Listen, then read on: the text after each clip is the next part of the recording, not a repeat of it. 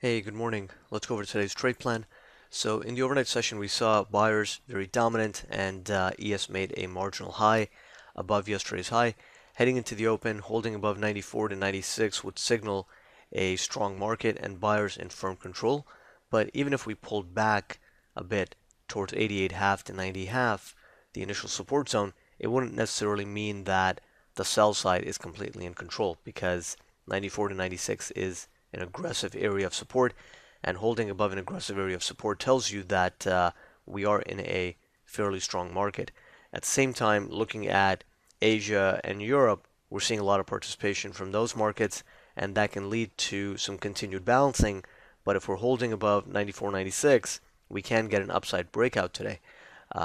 Considering how yesterday we tested the balance low and got such a strong response that within just yesterday afternoon and overnight, we've already made a new marginal high. That's telling us that the buy side is very dominant and in control here. The only red flag in this picture is the lack of participation from the Russell. So ideally, you want to see TF participating in the upside move and putting in a catch-up move to the upside.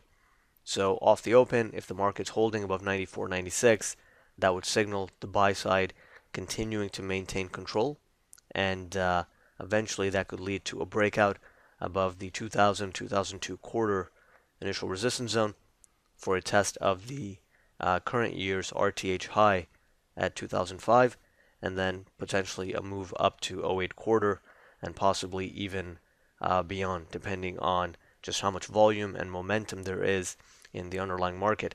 On the downside, like I said, 88.5 to 90.5 wouldn't necessarily invalidate the entire upside move we've seen in the overnight session, and that's a spot where buyers can still be active. A break below 88.5 to 90.5 would be a red flag, and from there we could go down and test 83 and the 78 to 80 zone, which marks the high volume node of the balance, the prior VPOC, the gap fill. So there's a lot of confluence, and again, responsive buyers can be active.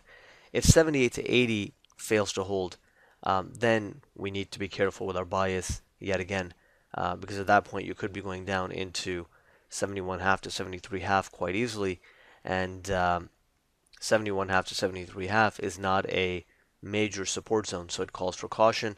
The next important area below the 78 to 80 zone would be the 66 quarter to 68 quarter, and that's a spot where, again, as long as we're not in a liquidation type scenario or a trend down day, buyers can still defend.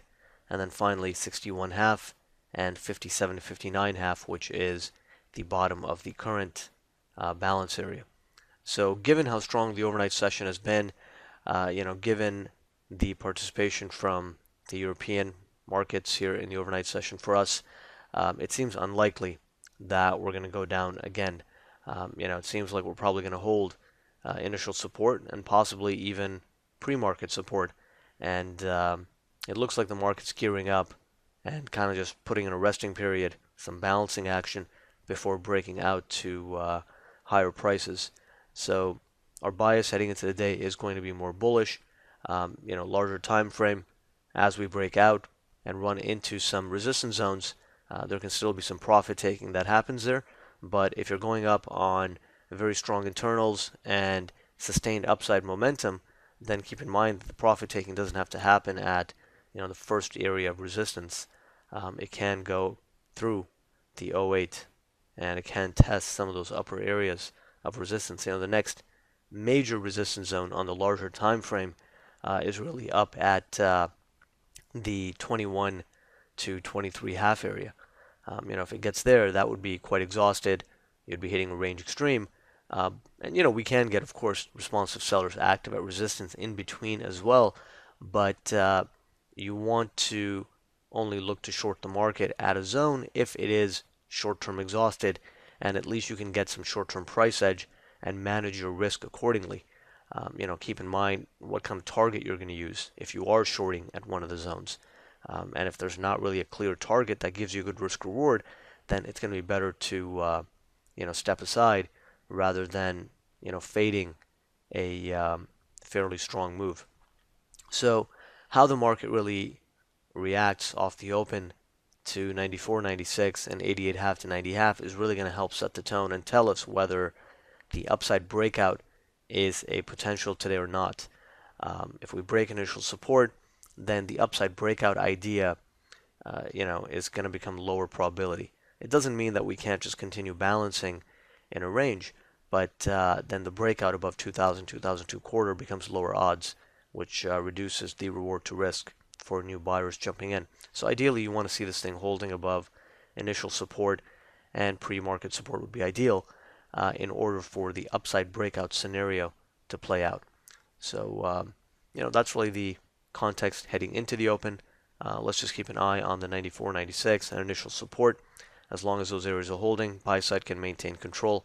On the upside, we have resistance 2000, 2002 quarter, but if there is enough momentum and participation from the other markets, then we could be setting up for a breakout above that and at least a test of the RTH high at 2005 and 2008 quarter. Those are very, those are levels that are very close by and can easily be tested. Beyond that, you need some real momentum to get there, but 05 and 08 are very much within, the average range potential that we've seen in this market, so they can be tested quite easily. So those are our main thoughts heading into the open. Let's see if the buy side can maintain control, and we'll take it from there.